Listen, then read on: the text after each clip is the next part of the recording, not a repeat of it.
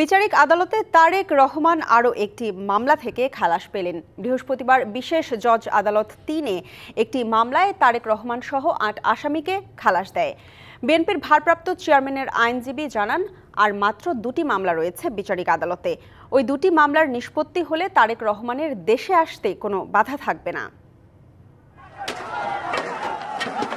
১/১১ সরকারের সময় খুন হয় বসুন্ধরা গ্রুপের পরিচালক হুমায়ুন কবির সাব্বির হত্যা মামলার এক আসামিকে দায়মুক্তি দেওয়ার উদ্দেশ্যে ২১ কোটি টাকা ঘুষ গ্রহণের অভিযোগে বিএনপির ভারপ্রাপ্ত চেয়ারম্যান তারেক রহমান, সাবেক স্বরাষ্ট্র প্রতিমন্ত্রী লুৎফুজ্জামান বাবর সহ ৮ জনের বিরুদ্ধে মামলা করে দুদক।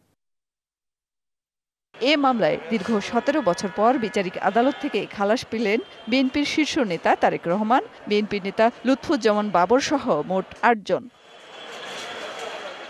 কালার এক্সপার্ট, জর্জ স্যাপ এবং মাইল্ড অন হ্যান্ডস টেকনোলজি সমৃদ্ধ অরিক্স ক্রিস্টাল ওয়াশ আপনার মামলার রায় ঘোষণার পর আইনজীবীরা বলেন, এই মামলার সাক্ষীরা কেউ ৮ আসামির বিরুদ্ধে সাক্ষ্য দেয়নি। মামলাটি ছিল পুরো বানোয়াট। যে সকল রাজনৈতিক মামলা দিয়ে তাকে এই দীর্ঘ ১৭ বছর হয়রানি করা হয়েছিল, আজকের এই মামলার বিচারের মাধ্যমে ওই সকল মিথ্যা মামলার প্রহসনের বিচার আজকে এই রায়ের মাধ্যমে সমাপ্ত হলো। দীর্ঘদিন যাবৎ লুৎফুজ্জামান বাবর এবং জনাব তারেক রহমানকে সম্পৃক্ত করে যে এইরকম হয়রানির ষড়যন্ত্রের যে মামলার যে প্লট, সেই প্লটটা দ্যাট হ্যাজ বিন ডিসপ্রুভড।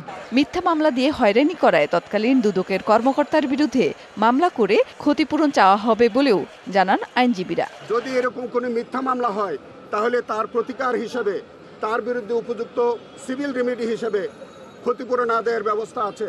ঢাকা মহানগর দায়রা জজ আদালতের পাবলিক প্রসিকিউটর জানান, স্বাধীনভাবে সাক্ষ্য প্রমাণের ভিত্তিতে সব মামলা থেকে খালাস পাচ্ছেন তারেক রহমান। বিচারিক আদালতে আর মাত্র ২টি মামলা বিচারাধীন রইল বলেও জানান আইনজীবীরা।